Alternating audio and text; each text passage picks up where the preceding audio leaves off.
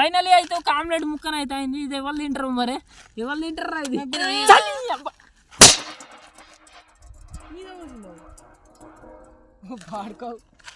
అరే ఆమ్లెట్ ఉన్నది అదే ఇంకేసింది. ఇది ఓడగొట్టాలంటే ఓన్లీ విమ్జల్తోనే అవుతుంది. ఇప్పుడు ఇంటికి పోయి 10 రూపాయల విమ్జల్తో అడుగుతారా పోతుంది. అవ్వకాయవ్వా అందరం గీకడానికి కూడా వస్తలేదు. సో మొత్తానికి అయితే ఎగ్తో అయితే ఎండకు ఎక్స్పెరిమెంట్ అయితే అయిపోయింది. దీన్ని అయితే కుక్కలు తినడానికి కూడా ఛాన్స్ లేదు, ఎందుకంటే అవి తినరు. ఇక మనమే ఎట్లా ఒక లెక్క ట్రై చేసి 40% ఇక్కడ ఒక 20% అయితే తినాలి. ఆ కుక్క తినడానికి కూడా లేదు. అయితే ఇప్పుడైతే మనం దీన్ని అయితే తినడానికి అయితే ట్రై చేద్దాం.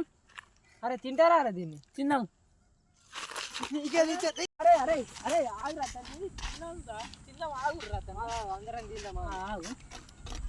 ఈ గీకడానికి కూడా వస్తలేదు. సో ఇదైతే తిందామని తీసుకుపోయాడు, కాకపోతే ఇదైతే అయితలేదు. ఇక దీన్ని ఏం చేస్తాం, ఇక దీన్ని మనం ఏం చేసేది. సో మనోడైతే దీన్ని తినేస్తలేదు అని అయితే కోపం కొంచెం ప్లేట్ అయితే కింద పడగొట్టిండు. మొత్తం అయితే సొట్టలు పడ్డాయి. ప్లేట్ అయితే నాశనం చేస్తుర్రు ప్లేటు. ఒకసారి అయితే మనం జెన్యూన్ స్పూన్తో అయితే ఇప్పుడు ఒకసారి గీకిద్దాం అంటే అర్థం రాదా అనేది. ఒకసారి అయితే దగ్గర పెట్టు, ఒకసారి చూడండి. ఆమ్లెట్ అయితే అయింది ఇది. అంటే కాకపోతే మనకు పొయ్యి మీద డిగ్రీస్ అనేది ఎక్కువ ఉంటుంది, అంటే హీట్ అనేది ఎక్కువ ప్రొడ్యూస్ అవుతుంది కాబట్టి అదైతే ఆమ్లెట్లకు వస్తుంది. మళ్ళీ ఒకటి ఆయిల్ను మనం స్పూన్తో కొంచెం అటు ఇటు అంటాం కాబట్టి మన అది ఎక్స్పీరియన్స్ ఉంటుంది. ఇదైతే ఎండకైతే అంతగానం కుక్ కాదు, ఎందుకంటే ఎంత డిగ్రీ ఉన్నా కానీ అది కుక్ అవడం అనేది కష్టం. ఇదైతే ఇది మనోడు తినత్తలేదా అని అయితే మొత్తం దీన్ని అయితే చెంచా పెట్టినా గీకిన రాదు. ఇదైతే చూడరు ఒకసారి ఇక్కడ.